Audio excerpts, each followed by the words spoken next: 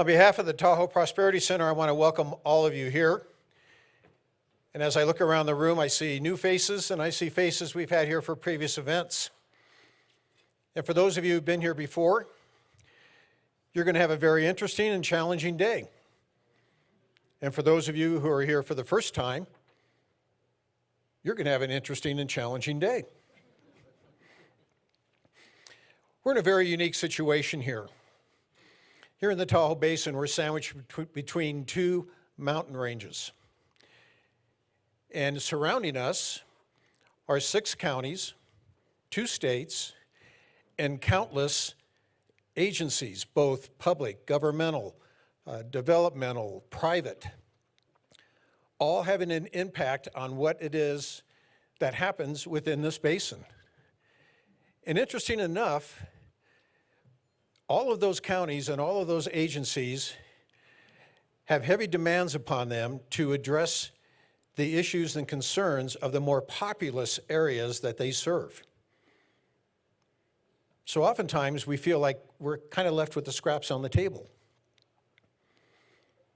And as a result of that, there's a group of people about 5 years ago decided that they were going to come up, in fact, just a little bit longer than that, decided they're going to step up the table and see what they could do to change that, how they could impact that.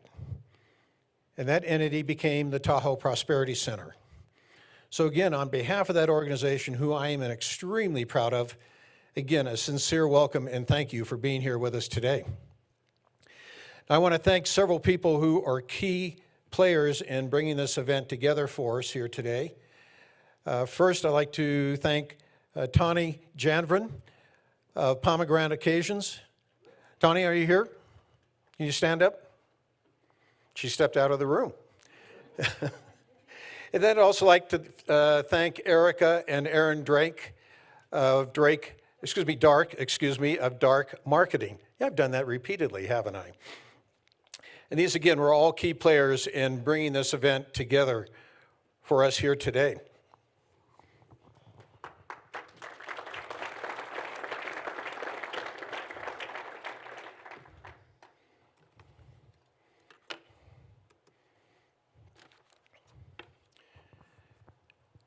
So what are we here to do today? We're here to lead, we're here to impact, and we're here to create change. And when I say that, I'm not referring to the Tahoe Prosperity Center. I'm referring to this group, this audience out here, this group of leaders, this group of interested public participants, private citizens, developers, professional people, all seeing that we have a vested interest in enhancing what comes forward and enhancing the prosperity in the area that we live here.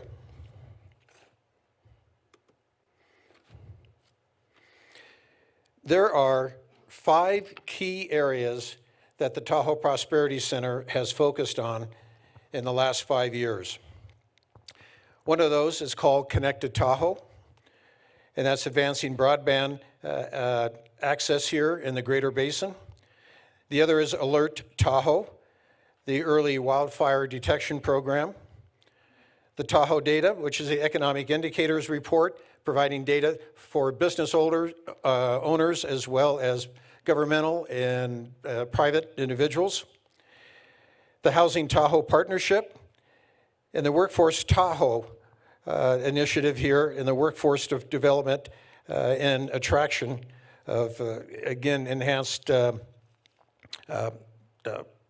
individuals here with the skills and the interest to improve the level of compensation and the scope of business and industry in the area. We're going to be covering those in some greater detail going forward here. And I'd just like to emphasize, again, as we enter into this day, that, again, this is not about the Tahoe Prosperity Center. Again, it's about our collective community and what we can individually bring and what we can do in terms of collaborating to enhance what we have going on here. Now, I'd like to stop here and I'd like to introduce an individual who's going to expand on these 5 areas, as well as some other activities of the Tahoe Prosperity Center. So please help me welcome our Chief Executive Officer, Heidi Hildrum.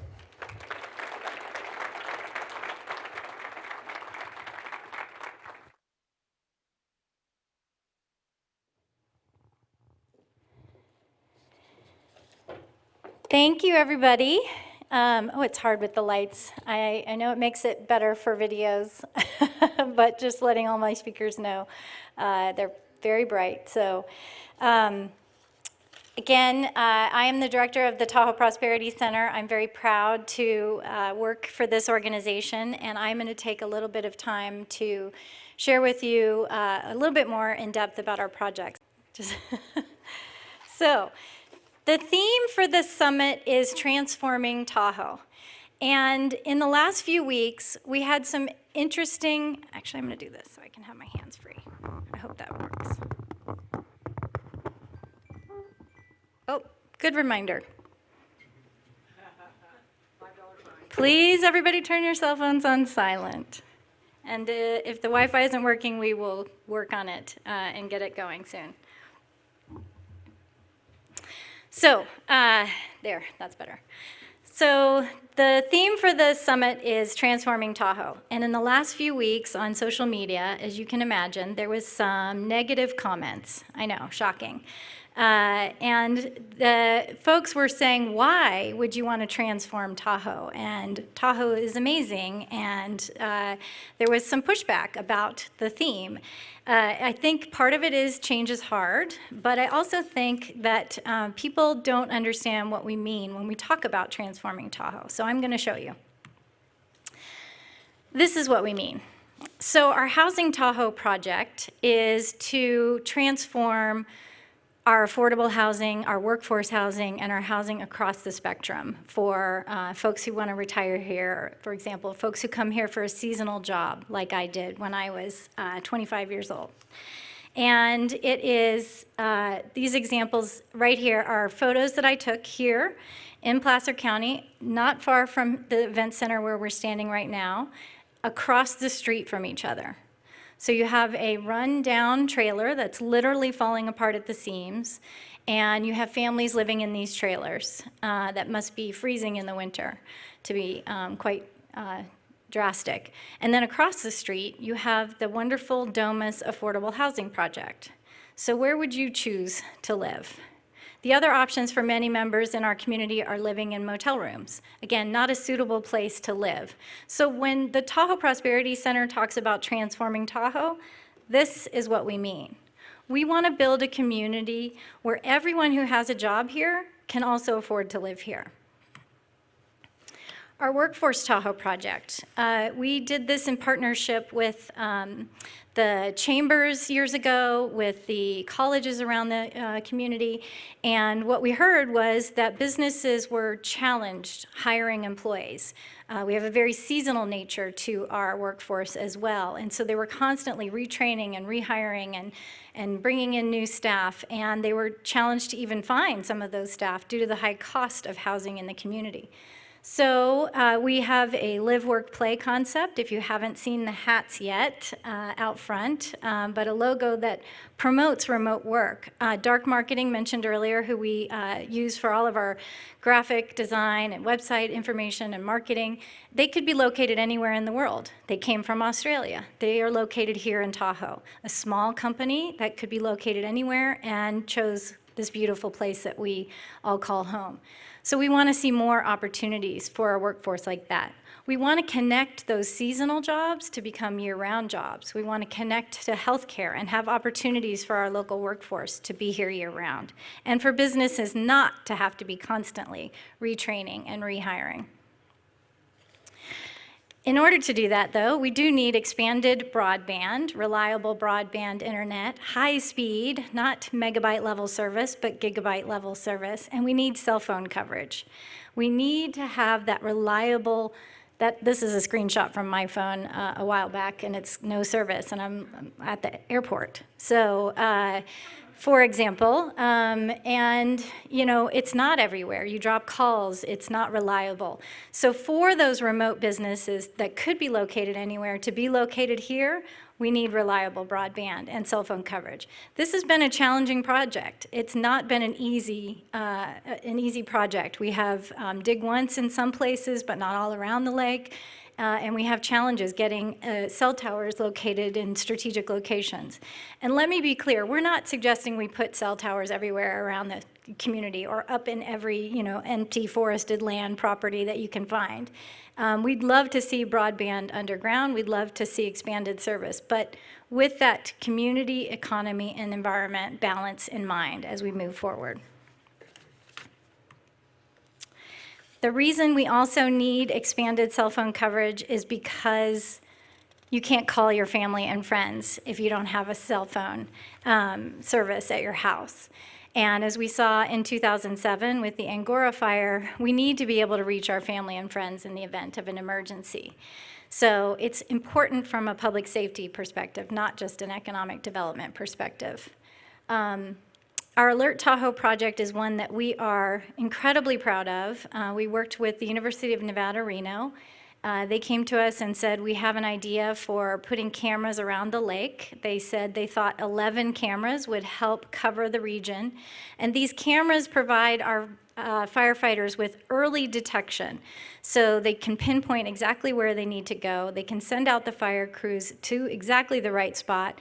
And then those firefighters put out the fires before they reach 1 acre in size, which is an important threshold because if you get on the fires quickly, they don't get out of control and become what happened in 2007 with the devastation that we saw with the Angora fire. And again, why is the Tahoe Prosperity Center supporting putting these innovative cameras in the forest? Because they protect our community from fire, they protect our environment, and they protect our economy. The devastating impacts that happened with Angora would be repeated if we were to have another disaster here in our community. So as the economic development organization in the region focused on triple bottom line, community, economy, and environment and balance, it was a perfect fit. We're very proud of this project. Our board members and many of you in this room helped to fund and support these 11 cameras that are now located all throughout the basin. And so we appreciate all of you who helped on that project. And just so you know, pat yourselves on the back because 1,000 cameras are going in the state of California in the next few years. Governor Newsom put that in his budget proposal last year, and it all started here in Lake Tahoe. So we're very proud that this network is getting expanded and reaching out to protect other communities like we protected ours. So what's next for transforming Tahoe? So we'd love to see more co-working spaces in our community. Mountain Workspace here up here on the North Shore in Incline Village, Co-work Tahoe on the South Shore. There's many others around the region. But these spaces bring people together who have that opportunity to do remote work. Or maybe they have a lifestyle business related to Tahoe. Or maybe it's a sustainable recreation-focused business. And they need this opportunity to have a place to work and do so. The entrepreneurial spirit that these co-working spaces bring to our community is also really collaborative. It brings people together in ways that we think we'd love to see more of as we move forward in the future. Innovative housing types. The photo here on the left is of some tiny cottages in South Lake Tahoe. We'd love to see more innovative housing. It's the reason we have a breakout just on housing today. Community gathering like the Truckee Thursdays image, I just love because you know that this is bringing together locals as well as visitors to a fun event in our community. Place-based planning, to have these community gathering and these bringing people together is what we'd love to see more of. Ben and Amy on their mountain bikes from Tamba. This is sustainable recreation in a nutshell. Again, protecting, keep Tahoe blue, keeping the lake blue is an important component of our environmental balance, but also promoting sustainable recreation opportunities for everyone around the community. We want to be the outdoor capital of the world. Education, our education partners. So our prime sponsor, as you all know, is Advance, and they work out of Lake Tahoe Community College and are partners with many in the community on the North Shore, on the South Shore. But the Angel of Tahoe, Miss Lisa Maloff, has contributed much to the community of South Lake Tahoe, and this new university center is one example of that. It allows students at Lake Tahoe Community College to get four-year degree programs, even though it's just a two-year college. And so they are able to graduate with a four-year degree at Lake Tahoe Community College. Tahoe Career Connect is our work with Advance, and it is an opportunity to go to a one-stop shop online and find out career and college exploration. And then it connects you with the colleges and the programs to advance your career, to advance your wages, to find out more information. So we suggest you check that out. Lisa's husband, Robert's name is on this building at Barton Health. We have a Tahoe Forest Hospital, Cancer Center, we have Barton's new Orthopedic and Wellness Center, and all of these are opportunities, again, for more year-round higher wage jobs. And it relates to the health and wellness cluster of our economy.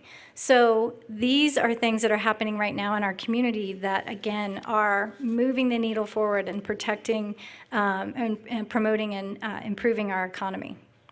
And then finally, what do we see in the future?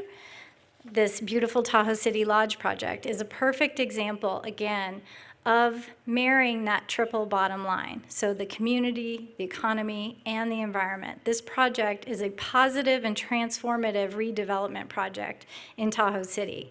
It's getting rid of blight and improving what is a corner of Tahoe City right now that, once it's complete, will look like this and look very different than it does today. So we think that these are the kinds of projects that we'd love to see more promotion of in the future. And so how are we going to get there? This is a photo from last year with the thumbs up signs. I don't know, hopefully we get those today. I think I left them at the office. But it's with your help. So the Tahoe Prosperity Center wants to see opportunities for people to, again, come together, work collectively, collaboratively, on tough issues and big problems. I do want to say that it's not always easy. So we are the convener around these issues. These are not easy issues. These are wicked messes. But we bring the right people together to solve these problems. So we have wonderful speakers that you'll hear from today from outside of the area who have had challenges in their communities, and they're bringing that wisdom here. And they're working together with you, our community leaders, and to solve some of these problems and to get good ideas and to figure out what works here in our different areas around the lake. So first and foremost, thank you all again for being here, for taking an entire day out of your busy work weeks to dig in and sit down with your friends and neighbors and colleagues and work on these issues. A huge staff and volunteer thank you for making this day possible, to all of our staff at Tahoe Prosperity Center, again to Tanya, our event coordinator, and all of our volunteers who are helping to make this day a success. And then finally, my last thank you is for our board of directors who help make this possible and allow me to keep doing my job that I enjoy so much, and our sponsors as well. So I'm going to take a moment to introduce Ashley next.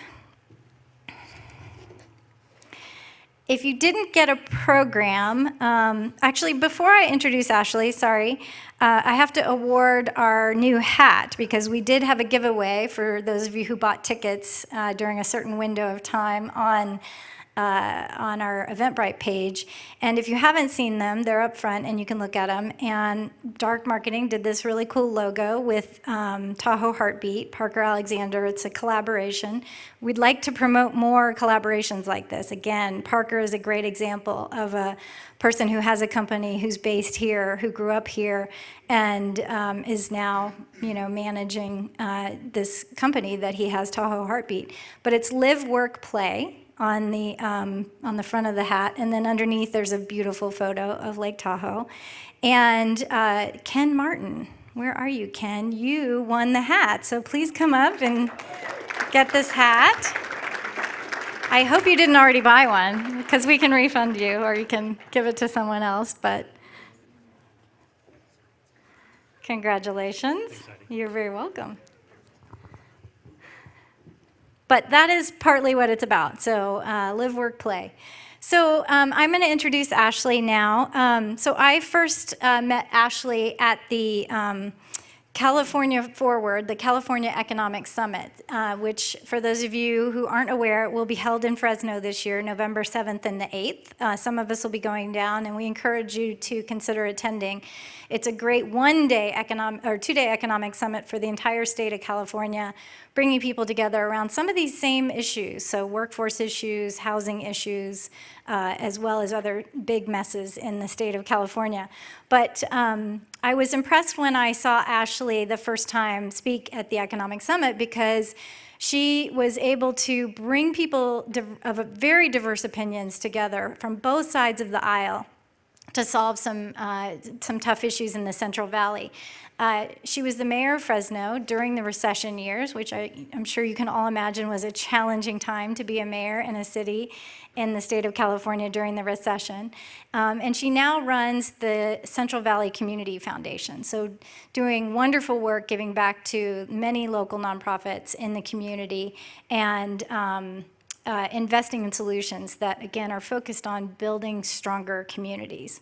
One of the things I think that you guys will really appreciate about Ashley is, again, her focus on bringing folks together who wouldn't normally necessarily agree, but with that big vision in mind. So revitalizing Fresno and the downtown urban core and other things along those lines. So I'll let her fill you in on how they did that, and I hope you all have a fantastic day. So thank you very much.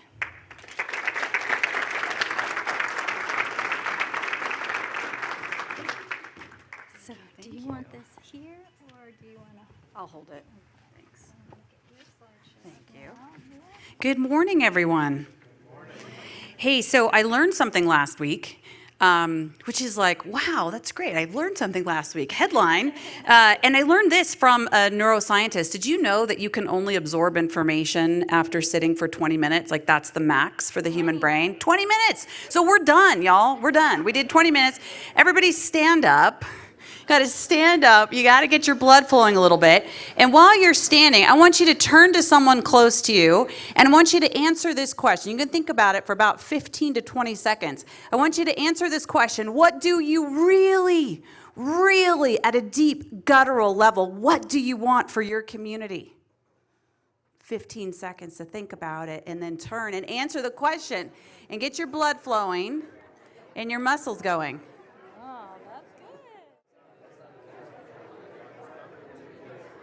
And stop talking. Good job, everybody. Good job. You don't have to sit down quite yet. You might want to just stay standing for another half of a minute, because then you're going to sit for like 45 minutes. So I'm trying to really juice your brain, so maybe you can get a little more than 20 minutes. What did you hear, or what did you say? What do people in this room really want? Put everything else aside. Yeah. Government jurisdictions, blah, blah. Things are complicated.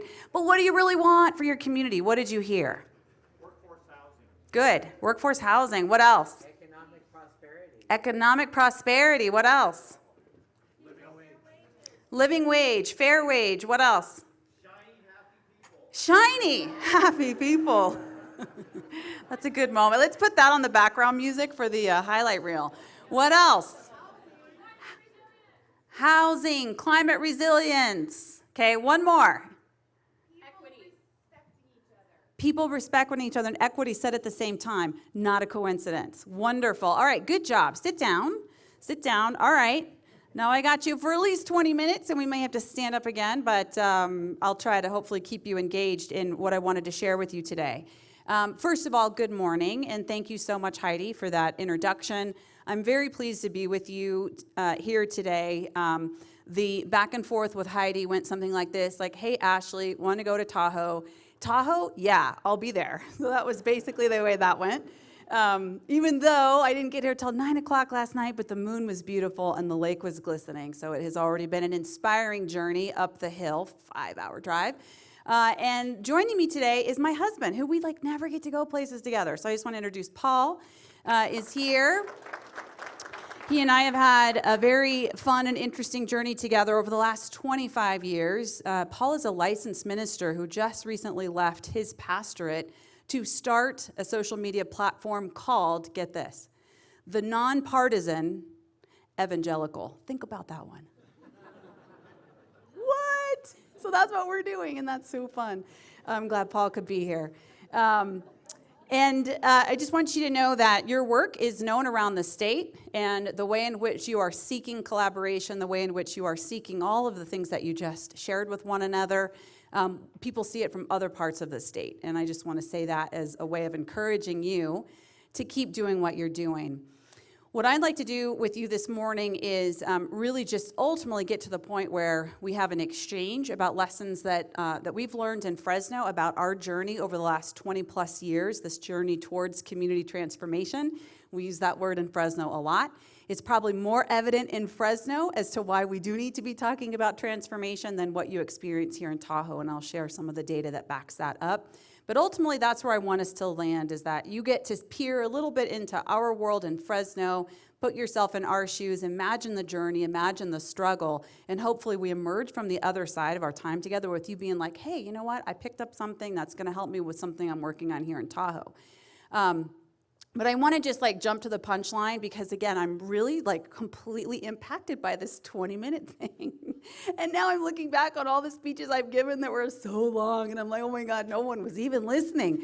But anyway, so now I'm like really self-conscious. So let me just tell you the bottom line of everything that I want to walk you through. And it's really just two things. What I have learned over the last 25 years of community and economic development in the Central Valley in California are these really two main things. Number one, the importance of mindset. The importance of mindset. I use the word mindset from a community development perspective to really be interchangeable with the word culture, community culture.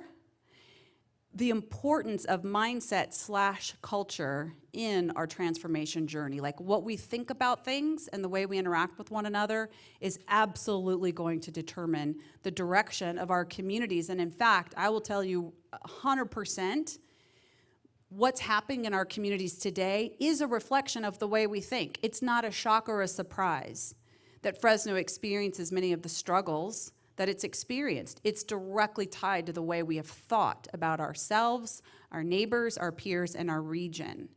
And I just wish somebody would have saved me a lot of time, because I spent probably 15 years to ultimately arrive at that conclusion. Oh my gosh, it's about culture.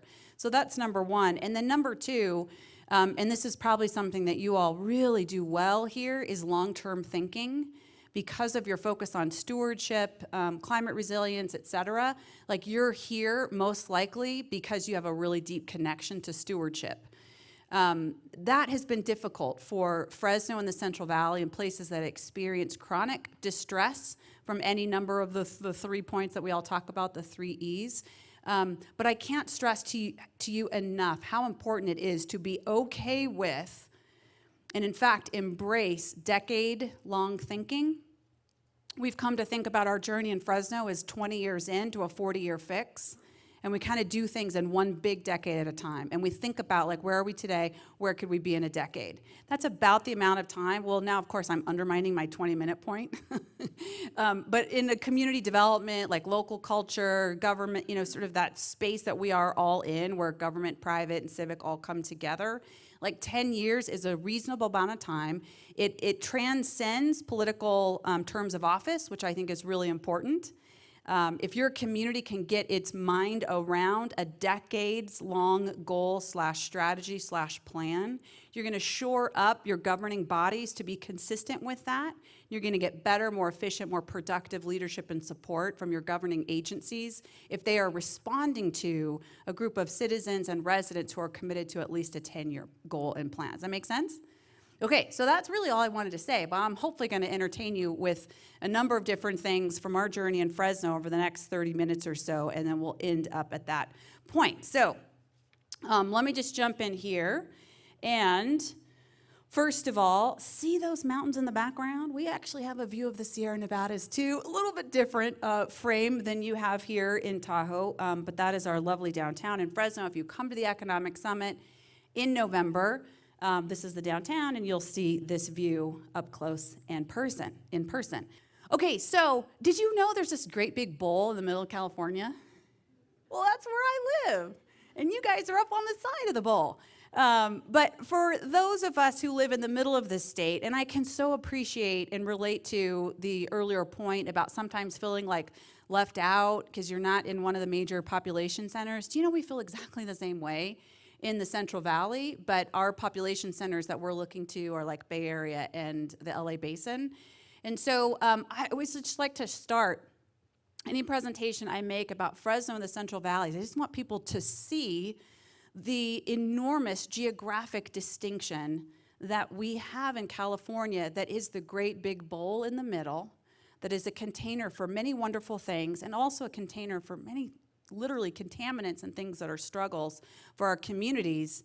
And I like to imagine that, you know, if I were an astronaut and I were looking at California, if I'm God and I'm looking down, you know, from the heavens and I'm looking at California, what's going to stand out to me the most? It's going to be this great big place in the middle that is the geographic bowl of the Central Valley. So that's another way of, in Fresno, and when I talk about culture and mindset, it's just another way to remind the folks in our community, like we matter, we exist, we are on the planet, and that has been an important thing for us to focus on.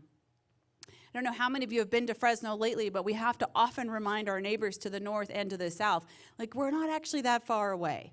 By an airplane, either from San Francisco or from LA, it's about a 35-minute flight. In fact, they don't even throw pretzels at you anymore. Like, you're doing good for, like, the lady comes down with a little bottle of water. She has to almost run down the aisle to, like, throw you a little cup of water. That's how fast that flight is. So we're very close. We're literally right in the middle of the state. In fact, if any of you, well, I can't imagine that you would make a special trip just for this, but there's this really cool little iconic area on Highway 99 just north of Fresno, Caltrans. Those Caltrans folks, they're kind of clever people. You know, this whole notion of Caltrans folks being sort of sluggish and all that, well, they're sneaky because in the middle of 99, in the median, just about 9 miles north of Fresno, they planted 2 trees. They planted a redwood on the north side of this little area, and then they planted a palm tree just right next to each other. And it is the exact middle of California, and it's the demarcation of like north meets south, and that's basically where Fresno is. So if we were to think of it anatomically, which is not a great exercise, we're the belly button, you know. I like to say LA is the groin of California. I could probably get away with saying that in this room, but then of course that makes the Bay Area the brains, and I think probably some of us struggle with that just a little bit. So Sacramento, yeah, the analogy breaks down. Like you talking about your 6 counties in this region, there are 8 counties that form the Central Valley or the San Joaquin Valley. Those are interchangeable terms. It's a 25,000 square mile region, so it is vast. If you were to drive from one end, say Stockton in the north, to Bakersfield in the south, it's about a 4-hour drive. It's flat all the way through, and there's almost no traffic. So like imagine your car moves the entire 4 hours. It's not like you're in the Bay Area going 1 mile for 4 hours. So it's a big area. Right in the middle, that kind of dog bone shaped county, that's Fresno County, which is convenient because of course we're home to the Fresno State Bulldogs, so we like the fact that we're slightly shaped like a dog bone. Something you probably heard about Fresno that, you know, oh yeah, something about food there, like that's an ag region. Yeah, it's an ag region. In fact, the city of Fresno, the urban center, sits in one of the largest ag land masses in the world, 15 million acres of farmland in that enormous 25,000 acre area, square mile area. Fresno County is usually about the most productive agricultural county in the nation. If you're eating a pistachio, an almond, if you're drinking almond milk or anything related to nuts and citrus, most likely it's come from the Central Valley. In fact, if you go to New York and places outside of California and you sit down to have a salad, aren't we all spoiled by our produce that's here in California? It's disgusting. Don't eat produce like anywhere east of the Mississippi. But we love our produce and we celebrate who we are as the main food provider, fruits and vegetables. If you want healthy quality food, then you're experiencing every time you do a little bit of the Central Valley. Something you may not know about our city and our region, it's a very fast growing region. And unlike Tahoe, where it sounds like you're attracting a lot of people who have a choice of where they're going to live, and they choose to live and work here, and they could be anywhere, Fresno has had a 20% population growth rate since 2000, and that's almost entirely internal birth, right? So we are a very young and diverse place. In fact, a lot of Fresnans don't even realize this. Almost 2/3 of our population is under the age of 35. I mean, just get your head around that. It is such an inspiring thing to think about being the future of California. Now, every region likes to boast, and it's part of how we assert the claim that we deserve attention and we need help and we need resources, et cetera. But it is actually the case that inland California, and specifically the Central Valley, is the future of the state based on this particular trend. It's already a large place. Fresno is about 550,000 within the limits of the city, 520 specific. We got some county islands in there. And then Fresno County is almost 1 million people at this point. So I want to show you, we were just having a little conversation at our table earlier. A gentleman from U.S. Bank was like, oh, Fresno, you guys are experiencing a lot of growth there. I said, well, you know, we're building homes. If that's what you mean by growth, then yes, but actually, just building homes doesn't really lift the prosperity of a region if you're not also thinking about the jobs that need to be there to support the people, the population growth that's there. So these next couple of slides really illustrate this point. So this is Fresno. It actually was incorporated in 1885. This is a picture of development in Fresno from 1895 to 1945. So the first 50 years of Fresno. And we, like so many communities in California, and particularly up the 99 corridor, we're a railroad town. And Leland Stanford came through, saw the wheat that was growing, said, okay, this is a great place for a station, and that was the beginning of our city. So that's the first 50 years, everything in blue, everything in red was the next 65 years. So now 110 square mile city, and rivaling places like Atlanta and Houston and other large geographic areas as the sprawlingest, if that's a word, as the sprawlingest large cities in America. So the darker red are the things that have been built more recently. And as you can see, there has just been this very dramatic and aggressive growth outward from our pre-World War II beginnings of our city. Now, we could have a debate, or in fact, I think we all know the outcome of the debate if we wanted to just think about the environmental consequences of this kind of growth. And I'll add the acreage of farmland that was taken out of production to accommodate the home building industry. 60,000 acres of farmland in the last 75 years in the city of Fresno alone. And there are 60-ish cities in the Central Valley. So, you know, just to give you a sense of what's at stake when we are all very concerned about the production of housing in our state, and as our region is targeted for a place that's just supposed to accommodate a bunch more houses so that people can live in the valley and drive everywhere to try to get to the employment centers in California. Not only is that bad for the quality of life of those people who are commuting in those cars, it is clearly detrimental to our environment, but also we're like taking out our nation's food supply. We fought a whole lot of wars over oil and having a supply of oil. Just think what it would be if we start to just offshore all of our food supply as well. So this is a concern for a lot of reasons. But what really impacts me the most, and frankly is what I go to bed thinking about, what I wake up most of the time thinking about, and is the image that was at the end of the conference table when I served at the city of Fresno, and kind of our war room, conference room where all of the really key thinking and strategy and everything happened. And I would usually sit in one particular chair in that conference room, and what I made sure was directly in my line of sight was this image right here. This image shows all of the neighborhoods of concentrated poverty in Fresno, everything in yellow. 20 to 40% of the households are at or below the federal poverty line. Everything in red represents 40 to 100% of those households are under the federal poverty line. So you can see quite clearly that as we expanded, we left behind neighborhood after neighborhood after neighborhood because of that lack of balance. And sadly, and it's one of those things where you hate to just constantly point out the flaws of your foremothers and your forefathers, I can honestly say, for the most part, our community, our previous city leaders really were not intending for these sorts of negative consequences to occur. And when your economy or your local entity is really just fueled by single-family home building, like the developers that come in, they're only thinking about their one project, and that's their job. They're just supposed to think about that one project. But it's really incumbent upon the community at large and local elected officials, et cetera, to be thinking about what the consequences are of that development. And in a place that's chronically economically distressed, when someone walks into your local government building and says, hey, I'm spending this money, I'm gonna hire 500 people, this is gonna be good for the economy, we all just went along with that. And we mistaked we thought that just real estate development alone was going to eventually lead our city out of poverty. And I want to be really clear here, totally appreciate the importance of quality real estate development, but it has to be coupled, at least in our community and our economy, it has to be coupled with exporting jobs, services like your advertising agency that's servicing clients around the world and choosing to locate their business here. Things that are exported here are what actually grow your prosperity and allow people to be able to afford homes and to support the development. So we had those things wrong in Fresno, and many cities in the Central Valley do. So this is what keeps me up at night. 70% in total of the census tracts in Fresno are considered low opportunity neighborhoods, all right? So really, really young people living in really, really intensely concentrated neighborhoods of poverty. Public Policy Institute of California 2 years ago released information on economic mobility in Fresno.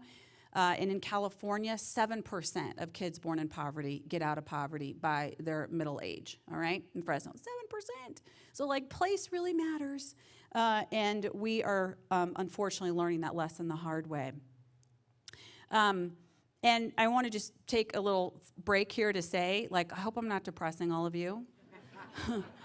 And let me also explain why I, as former mayor and now running a community foundation and somebody who does talks like this in different communities, why it was important for Fresno to sit and listen and consider and contemplate things like this. It was part of changing our mindset.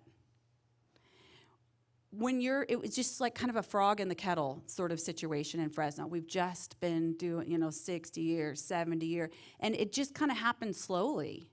And so there has been a dramatic need. Part of our big transformation has been, whoa, whoa, whoa, how do we sound the alarm bells? And so I am actually this unbelievably positive, optimistic person by nature. But I got to tell you, like being honest about where you are as a community and as a region, you got to do it. You cannot partner with things that are not true and authentic and honest, right? You got to be partnered with the truth in order to find your way forward. So I'm almost done with the misery index, though, by the way. And I'm nearing the end of that first 20 minutes, so it's probably okay that you're not really maybe paying attention right now. I'll try to wake you back up when we get to the next 20 minutes. All right, so last piece I'll just add to this, really distressed economy, flat, oppressive economy. The state started measuring with its Calendar Screen Index. I think this was in the end of the Schwarzenegger days, and then for sure during the Brown days, the Calendar Screen, you familiar with that? So it's looking at not just multiple sources of pollution, but where those multiple sources of pollution by census tracts are hitting in places that are also economically distressed. There's great concern that the new line between the have and the have-nots is going to be like wealthy communities can afford to be sustainable, and low-income communities will continue to fall further and further behind from an environmental perspective now as well. So the state started to really look at this and see, like, where are these places where we have both things going on, multiple sources of pollution, and also chronically distressed in low-income areas, and it's right in the middle of the state. So it's sort of like add that log to the fire. When we talk about the 3 E's, we are equally burdened on the challenges of each of those areas. I'm going to skip that. I've made that point. This slide is telling you that red is bad and green is good, and that is Fresno. So on the Calendar Screen 3.0, bad, red, bad. Okay. All right. So I want to pivot now just a little bit and just start, now that you know that's like baseline, kind of status quo, this is where we've been at, the things we've been trying to get our arms around. Now I want to tell you a little bit about like what we've been doing to address those concerns and those issues. This is a little bit dense, and I'm feeling like you need to stand up again. Yeah, I know, it's irritating, but do it. Just stand up. There you go. Circle the arms. Turn to somebody next to you and just say like one thing that I just said that, boy, I never knew that before about Fresno, or like anything I just said. What's one thing that stood out to you?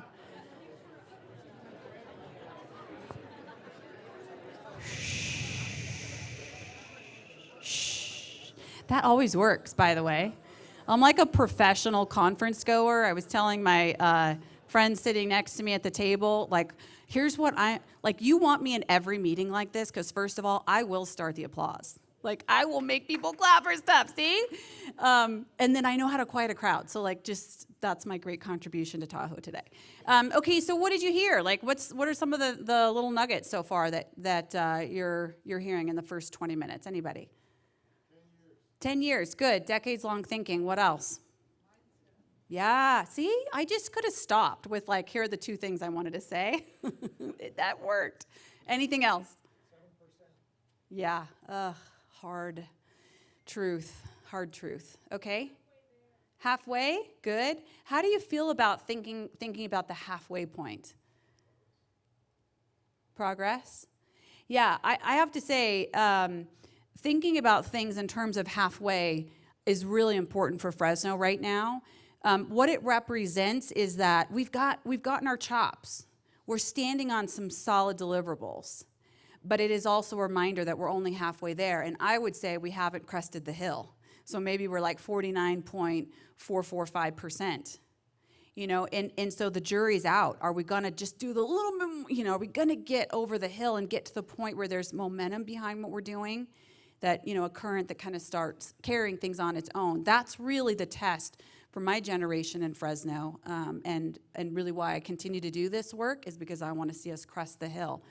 So I want to just talk about a couple of decades, last 2 decades, and I can actually do this quickly in case you're concerned that this is turning into like a year-long conference, not a one-day conference. But yeah, I just think it's important to like kind of chart, like where have we been? What's been going on? And I learned this from some economists that wrote a book called Grassroots Leaders for the New Economy that Heidi will probably remember in the early days of the Irvine Foundation network of the collaborative regional initiatives that actually birthed this California Stewardship Network that you guys are a part of. These 3 folks wrote this book, and I can't remember which recession this. I think this was like the recession of the 90s or something, and they talked about cities that while the economy was depressed and they were in like a down cycle, they really hustled, got their act together so that they could ride the next economic wave. And so for us in Fresno, like just looking back over the last 20 years, not coincidentally, as we look at things from an economic cycle standpoint, and you map what we were doing as a community against those things, you can start to see the rhythm of community transformation and change. So 96 to 2006, what an interesting decade, right? Like what was that? No more shoulder pads and big hair from the 80s. We were in a completely different world at that point. Technology is being deployed everywhere. All these, tech manufacturers that actually had the hardware. Remember these days? This was before, like we had, this was like really, really, really bad modem kind of stuff. And there was this vast deployment of the hardware and then, of course, the software that rode on top of that was being pushed out of the Silicon Valley, all over California, and all over the world. Some economists say at that time it was the greatest economic expansion of 100 years. All right, so that was going on, started to fuel the dot-com stuff, sock puppets, dot-com TV commercials on Super Bowls, and everyone's going, how is that business? They don't make a profit. How are they now valued at billions of dollars? Remember those days? Okay, so that was the beginning of this kind of economic cycle that I'm pointing to. And it was like this incredible wave of prosperity had hit California, but somebody had erected this enormous umbrella over the big bowl image I showed you earlier. Not a drop of that was hitting the Central Valley. It was just a weird thing. Like we were going to conferences and hearing about 18-year-olds starting these .coms, drinking Mountain Dew all night, eating the flaming hot Cheetos, sleeping under the desk, and they were multimillionaires. And we're like, we just need that. Let's just have an incubator. We're like one .com away from prosperity. That was our thinking, because we're trying to mirror our older brother or our more mature, more sophisticated brother and sister regions. At the time of the beginning of that wave, the unemployment in the heart of the Silicon Valley, about 4%. Fresno was at 16.5%. I graduated from Fresno State with my undergraduate degree in 1994. Unemployment was 18% in the city of Fresno in 1994, okay? And it hovered usually from 10 to 18% consistently for decade after decade, about 30 years of data that's online with the state economic data. All right, so we're not experiencing this prosperity. Our community, here's this word mindset. Remember, one of two things I'm hoping you'll remember today. Mindset. What was the mindset of Fresno like at that time? Well, get this. We had just come off of late 80s, early 90s, literally an FBI sting. That people were wearing wires in our town. This is very salacious, but true. I can't believe reality TV has not found Fresno, by the way. Every day that goes by that I don't see reality TV cameras, I'm like, oh, well, they're missing out. So, yeah, developers were bribing elected officials in the city of Fresno and in the city of Clovis, our bedroom community, and people went to jail, okay? So this was, and media market was very concentrated at the time. Now things are much more diffuse. But back then, this was every single day. Top of the fold, back when we had newspapers that folded. Top of the fold, top of the news, corruption, corruption, corruption. Sound familiar, by the way? Sorry. This is, well, anyway, different topic. But let me tell you what that does, and that sort of season of corruption talk and look at the failure of our leaders was preceded by decades of chronic economic distress, local elected officials saying, we have the answers. We're going to get an NFL team here. Well, there's no way in hell an NFL team's coming to Fresno.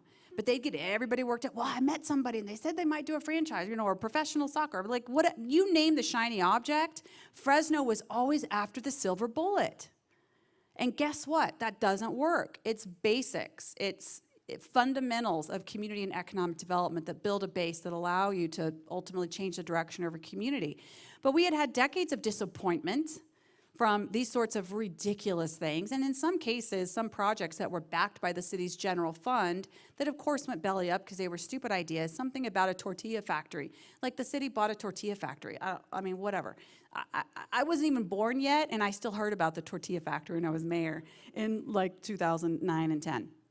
So decades of disappointment punctuated by a season of very deliberate, overt corruption of our community.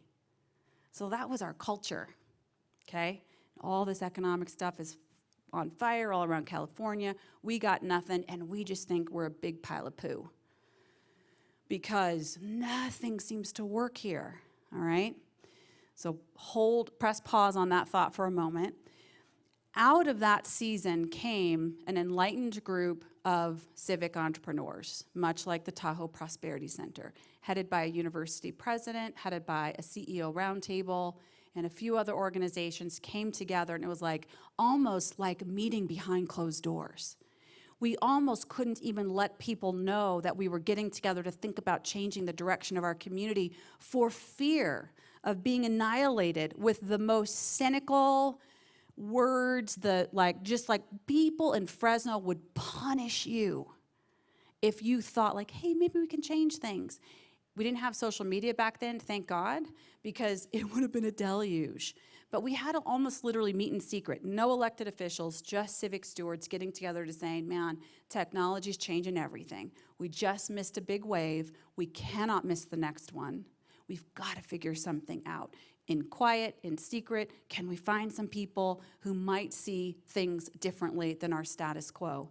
Those conversations led to some very significant changes in the civic infrastructure of our community. Our university started to really excel. They got a hold of this innovation-driven economic development, started thinking about higher value-added industries, using production ag as leverage and our base assets, but trying to figure out how do we get to the innovation side of the equation to improve incomes and prosperity of the area. So we ended that decade of like, oh my God, it's really bad. People went to jail. People going like, God, can we change this? Let's get together, let's talk secretly about it. That started this movement of people that started to grow who were hungry for change and who could be stewards of the future of the community. So that was decade one. Decade two, I'll be faster with this decade, but that decade was necessary because it laid the foundation for very significant public agency reform.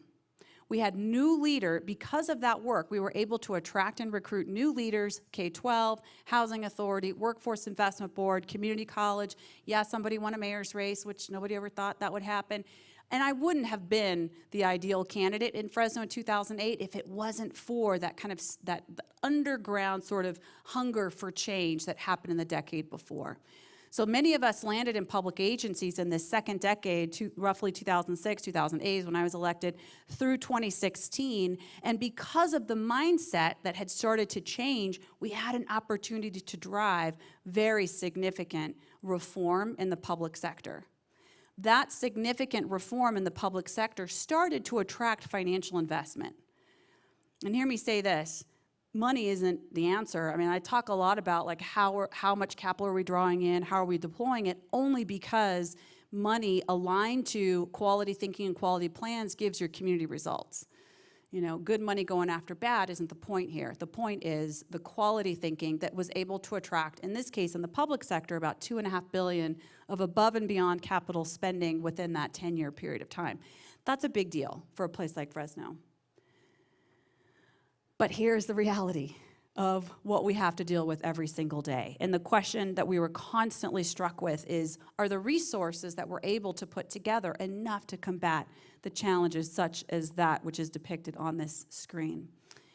I think I'm going to actually just fast forward a little bit because I know we're running short of time and I want to just land a couple of big points at the end. Well, that I've already told you about, but I'm going to go into a little more. This is just a quick snapshot of the city strategy. We used our general planning process to really rethink, take a look at those neighborhoods of concentrated poverty and figure out how do we attract investment into these neighborhoods and places in a way that actually creates opportunity for the people who are living there today. And we came up with what I think is a really brilliant strategy. We identified major transit corridors that crisscross the city. So the blue line that's going north to south is the spine of the city. The T-bar across the top is really like the shoulder blades, I guess. We added enhanced transit in those places and created transit corridors, all right? The orange-colored neighborhoods on either side of that, we call those the lungs of the city of Fresno. It's where most of the people live. Most of the housing stock there today is either on the bubble and almost falling into disrepair or is very, very distressed. So our goal is to lift the values and to create opportunity to rehab the housing, hang on to that housing, so that we don't keep sprawling. The river, San Joaquin River, bounds the city of Fresno in the north, and now our big threat is seeing discretionary income and development hop that line, which it has already done. The tealish color in the middle is pre-World War II Fresno. That's our downtown revitalization strategies, et cetera. And then the like Pepto-Bismol color, sorry, but that is what it looks like, around the perimeter is phased new growth. When we adopted this plan, it was the first time in the city's history that we did not expand the sphere of influence. And so that's all within the current sphere. And what we did on the new growth was like, hey, we know it's got to happen, but we don't want to just go willy-nilly. We want to phase it and sequence it so we don't, again, undermine the values in the middle of the city, which is kind of a whole big thing about how we put together the general plan. All right, so I'm just going to zip through. Just to give you maybe a sense of hope that the last couple of decades of doing this hard and deep work, challenging our mindsets, going big after the nitty-gritty. Let me just tell you, like a city's general plan, or in your case, your multiple county general plans, this stuff is hard, parcel by parcel kinds of thinking. But you got to do it. There's just a time when you have to do elbow grease, and you cannot shy away from the enormity and the volume of work that needs to be done. You just got to shoulder up and get into it. So what we did in the city of Fresno, after going through the land use planning and strategy, we actually updated our development code so that the development code and the regulations, one of the big problems in Fresno is we would always say, like, boom, here's our plan, and we'd never change any of the back-end regulations. So literally, we'd convince developers to come in and build to some great new strategy and vision, and they'd walk in the door and go like, oh my God, we believe you, we like your vision, we're here to do a project, and they'd get told at the development counter, everything you want to do is illegal. Like, what kind of inconsistency is that? Talk about the head and the body not being in alignment. Like, we needed a chiropractor in Fresno in a big way. So we actually did the vision and the strategy, but then we didn't stop there. We went through and updated all the development regulations.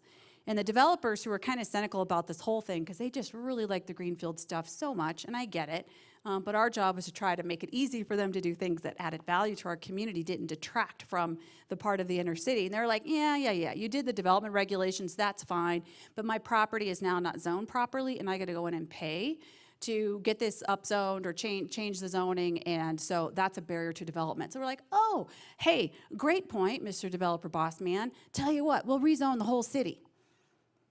What?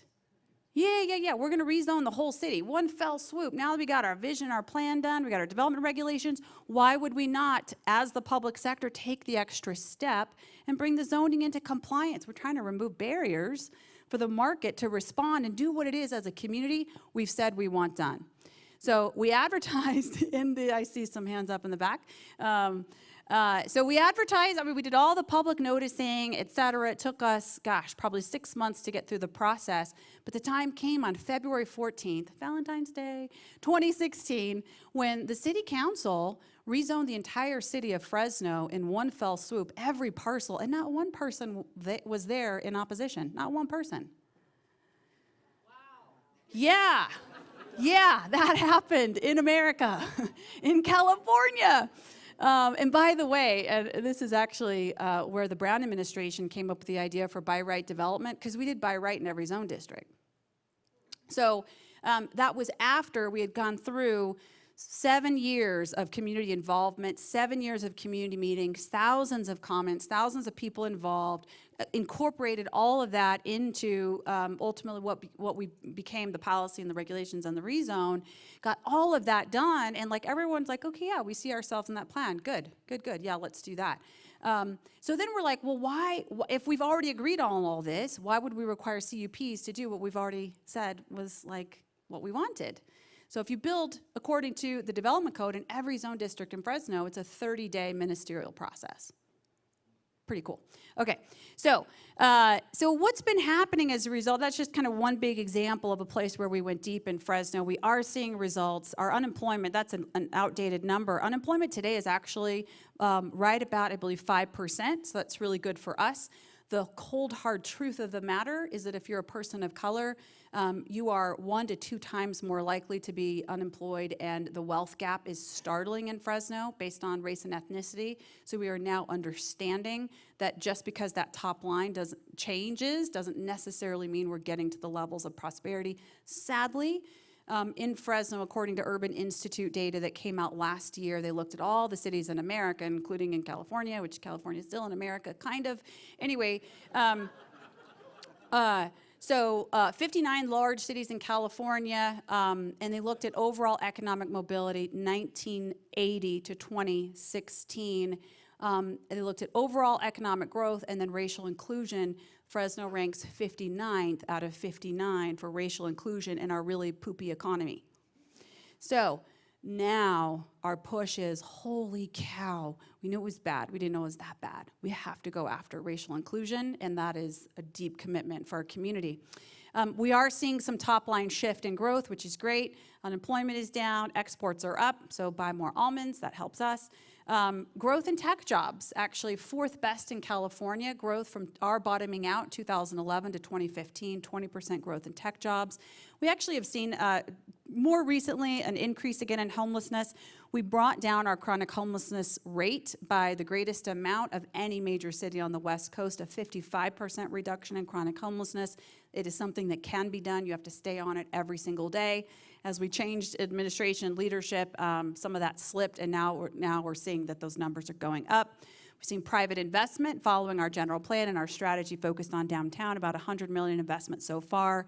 Some early wins on economic development, 2,500 jobs through some e-commerce fulfillment centers. And as I mentioned earlier, about $2.5 billion in public investment over the last decade around education, transportation, and drought-proofing our city. Hooray.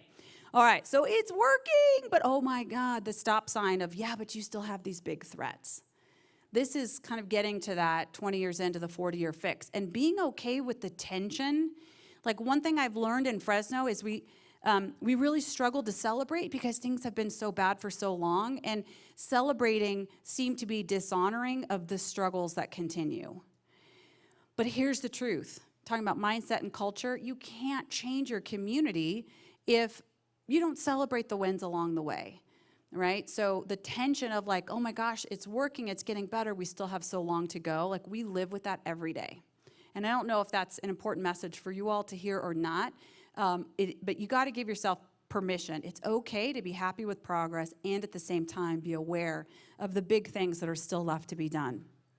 So that's what that's telling us. We don't need to talk about that anymore, but there you go. There's our little sprawling pattern. Go, go, go, running up north, all the way. Oh, did I say white? I'm sorry.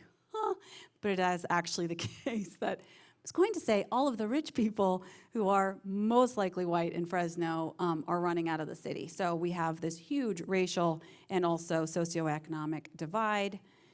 Oy, there it goes, even further north. And now jumping the river, there's Madera County just north of us, planning a city the size of Modesto, about 120,000 people. So the big threat to our vision of reinvesting and reinvigorating 2/3 of the city that are low opportunity neighborhoods today is that our discretionary income is fleeing the city. So reality. The question that we're answering today, what are the essential elements? Like, what's it gonna take? Similar to the question I asked you guys earlier, like, what do you really want? We are now in the, like, we know what we really want. Now we're like, what's it really gonna take? We'll do anything. We've worked so hard to see some progress, but to be aware that we may not get to citywide scale and impact if we don't really answer this question of what are the resources that we need. So to this year's project has been a 300-person steering committee, 45 people on an executive committee working on a 10-year community investment plan that we will unveil at the Economic Summit in November. The tally on this 10-year plan is about $4 billion, which sounds like a scary number unless you stop to think about all the sources of capital that potentially need to be resourced against this plan, existing public dollars being repurposed, new additional local state dollars, philanthropic, impact investors, and ultimately private investors. So that's our big journey here. These are bubbles on a map where we want to see money. Okay, this is my last. All right, you guys ready for me to land this plane? Okay, we are behind, but for the record, I did get the microphone late, okay? Right.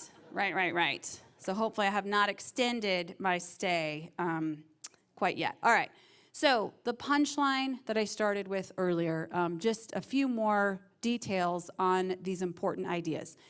Mindset and community culture. Mindset and community culture.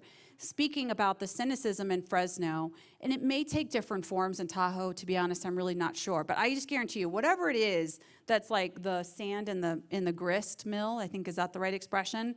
The thing that makes like things slow down and like, oh, we can't really quite get to breakthrough because that. There's something here, I'm sure it's in every community, there's something here, whether it's a conflict of like this priority versus that priority. For Fresno, it was cynicism. And it was a fear of being disappointed yet again that we got our hopes up, things might change, only to be met with failure. So we almost like raced to the conclusion at every cocktail hour, at every soccer sideline, baseball, youth baseball game. If the topic of Fresno and its future came up, if you weren't the first person to say like, yeah, I've heard that before, then you were the idiot. Like you got to say it before someone else does, or else, you know, you're going to be the dumb one, they're going to be the smart one. Because in Fresno, we made it smart to be cynical. You were the bright person if you could see all the threat, all the reasons why something wasn't going to work. Well, try leading a change movement with that hard pan all around you. So we had to blast it. We had to absolutely dynamite it. And the only way I know to do that is with words, and just to keep pushing and keep talking and keep challenging current status quo thinking, okay? So I ended up just having to call it out. Like, and I do this at States of the City and things like that, and I would just say, hey, Fresno, guess what? Cynicism is for cowards. If you're bringing your cynical attitude, that'll never work, to Fresno, you are a lily-livered coward. Those of us who believe things can change, we are the courageous ones. And we are risking being embarrassed. We are risking our own personal reputations that we tried something and it didn't work, but we willingly do it. We sacrifice it on the altar of our own personal ego because we believe things are going to change. And we just had to go after that time and time and time again. And you know, not everybody agrees with that, but you don't need everybody. You need a critical mass. In Fresno, that's about 1,000 people out of 530,000. At any given time, we could manage coalitions of 500 to 1,000 people believing things could change and be different. So I came up with this little saying, again, just to hit that cynicism square in the eye. How many of you have heard the saying that, oh, I'll believe it when I see it? Seeing is believing. Of course, we've all heard that. So we flipped that in Fresno, and we said, look, you can't see a path forward unless you believe you can change. So it's not this like Pollyanna pie in the sky, like let's just think it up and it's going to happen. Although, trust me, I have been accused of that. And I'll take it. I'd rather take that reputation than the reverse. But it's not that we're just saying like, oh, thoughts matter and we're going to just change stuff by thinking about it. No, it's you got to you got to see it. You got to see it in your mind's eye and believe it can happen before you can see how to get there. You understand what I'm saying? Okay, I'm guessing you're already a converted group of people on this point, or you wouldn't be at the Tahoe Prosperity Summit. So I'm really just saying this to affirm your thinking and to give you something else to talk about at the cocktail party when you start getting into your grist mill of what holds up the community from moving forward. And then for us in Fresno, this last little piece on that point, getting shovel ready. Now, shovel ready, I don't necessarily mean literally shovel ready, although for sure that's part of it. But I started to notice in successful communities and cities and regions around the country, the ones who could land the big plans, who could land the resources, who could deliver on the significant goals, the guttural desires of their communities, were the ones who knew how to act like it was going to happen before it actually did, which means getting shovel ready. Oh, you want the new lodge project? Great. Assume it's going to happen. Figure out what it's going to take to get there. For us in Fresno, that was very hard to do with no financial resources. But we scraped together, and we had one big project, the reconstruction of our Main Street in downtown Fresno, and we were trying for federal grants, and they kept telling us, well, you're not shovel ready, you're not far enough along to attract the capital. So we just had to like piece it together as best we could, and it's like you're stepping out and you don't know if the ground is gonna be there. But it is that confidence of just like, I'm going to step because it is the act of lifting my foot that causes the ground to rise up. You see what I'm saying? Okay, whatever. All right. I know you understand what I'm saying. All right, the power of a plan. The power of a plan. I don't know how y'all feel about plans here in Fresno, given the cynical nature and the like, oh, we've been talking about it. We write the plan, we put it on the shelf, we never do it. In case there's any of that going on here, or in case there's just not, 6 counties, my God, 2 states, what the hell? I don't know how you do that, but like getting to the point where you can get it on paper, like even if it's just one piece, it forces, you see something in writing, it forces debate, it teases out what the sincere underlying tensions are. It is such an important exercise to moving forward on whatever it is you are trying to do, okay? So I used to always tell my team, I still do at the Community Foundation, I got to see it on paper, show me the business plan, show me the paper, and then we can go from there. So the power of a plan has been really instrumental in Fresno. And then the last point is this, the importance of sacrifice and long-term vision. So I snuck in a third point here. I told you there's only 2 things I wanted you to remember. There's actually 3, and it was the one in the middle, the power of a plan. But this last point, the importance of sacrifice and long-term vision, I'll leave you with that. You are, as a region, known for your stewardship. That tells me you're probably good at long-term thinking. So let me encourage you in that. Think about a decade from now, where you're going to be. Because when you're talking about really changing things, if you don't give yourself that amount of time, you're not thinking big enough, right?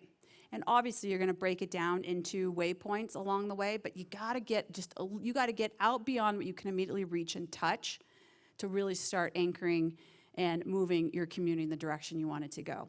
So that is the conclusion of my remarks. I would now like you to again stand, because why not? And, oh, thank you. You can do that. You can do that. Okay, so as Heidi's coming up to transition us to the next thing, and I think it might be a break, but talk to somebody. Okay, you can't say the same answer twice. You have to think of something else that stood out to you. What is a takeaway for you in this moment? Go, 30 seconds. 29.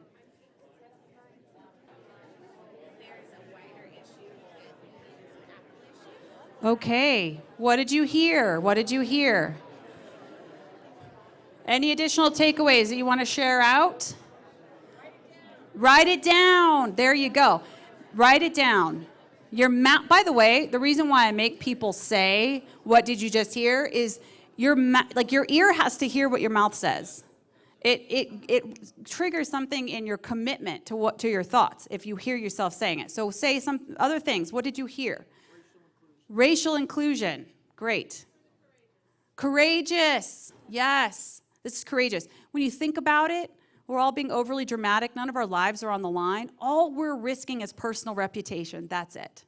Would you sacrifice that to see the things that you want from your community that you talked about earlier? I think the answer is yes. Yes, in the back. Partner with the truth. My mother always told me that truth is always your friend.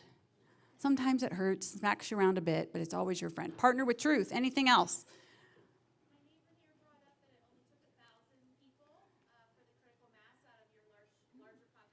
Yeah.